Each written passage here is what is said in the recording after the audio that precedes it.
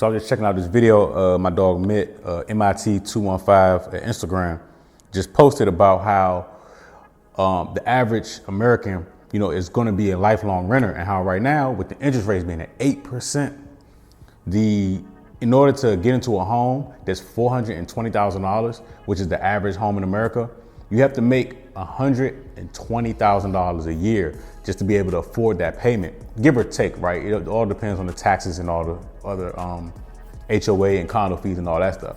But if you notice, right, like I've been saying for the last year, although interest rates are going up, you notice prices are not coming down.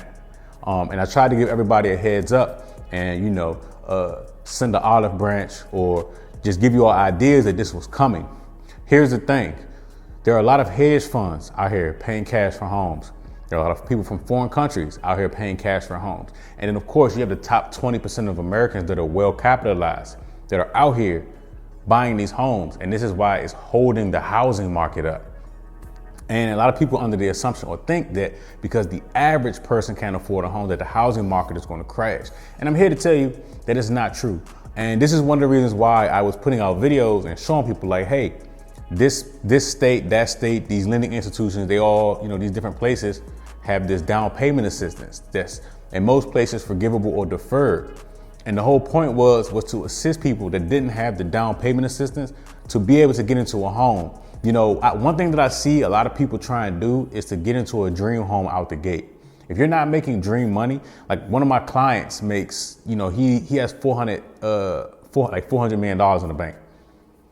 He's not the average person. He has dream home money income. But if you're not the average person that can pay cash, the plan should be to start somewhere and work your way up.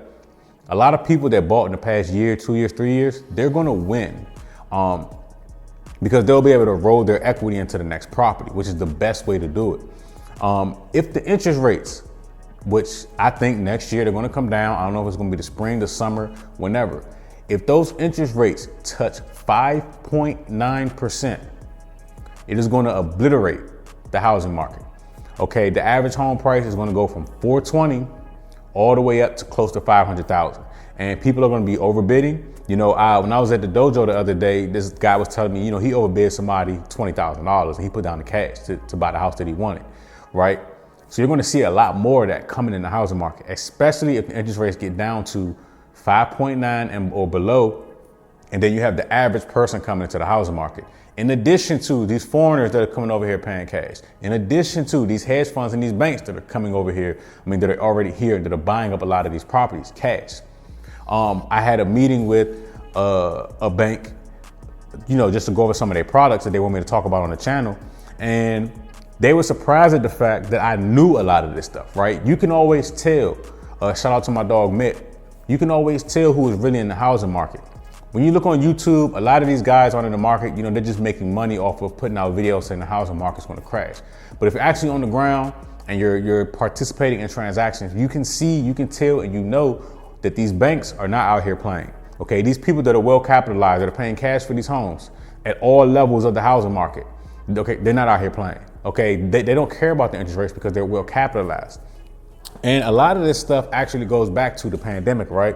So some of these people that have all of this cash were business owners during the pandemic. So while the average person was getting these, these PPP loans and this unemployment, and were spending that money on businesses, these people were taking that money in, because a lot of people ask me all the time, where do people get all this cash from?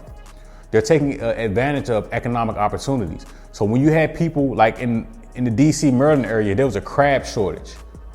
That caused the price of crabs to go up and people were still buying them. Who was getting rich off of that? The fishermen and the people that, supply the crabs, right? This is giving you an example.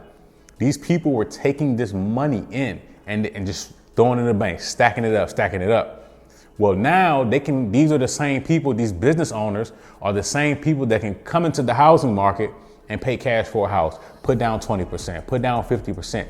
Regardless of what the interest rate is, then they're not going to hold on to the loan longer than 5 years.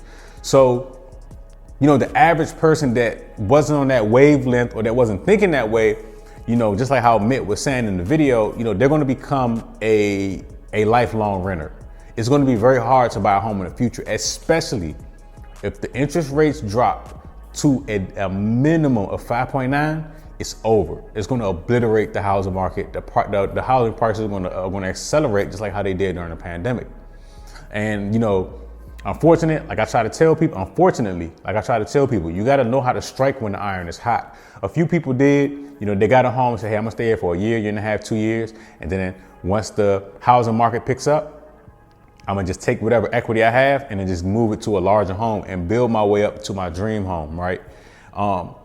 And it's crazy because normally with the housing market, we see in the wintertime, we see like a correction with the pricing. The correction is like so small and minimal. People are still out here, multiple offers. Homes are staying on the market, only a week. Like during the winter, it starts to slow down and you start seeing price cuts. We're not seeing a lot of that right now. We just aren't. People are still buying these hedge funds, these banks, and just sitting and talking to these banks, they know this stuff because they're doing it, but they don't expect the average person to know. And they were kind of shocked that I knew this information of what's going on. And yes, it's true. They're turning people into renters. Some of these people that are building the apartment complexes, they're selling the entire complex right to a hedge fund. So they're not just buying individual single family homes. They're building neighborhoods that are rent only, and they're buying apartment complexes from people just to have them. Because that's going to be like the new thing for them, right? Having these large real estate portfolios where the majority of people are going to have to rent because of how the housing market has changed. Like I said, the average home in Canada is like around like a 900,000 to $1 million. It's going to be the same way in America. I want you all to look up something called Tacoma Park, Maryland. The average home in Tacoma Park, Maryland, like 900 square feet, is like 900,000. And that's what's going to happen to America. There are a lot of places that are already like that, but that's going to be the average in America.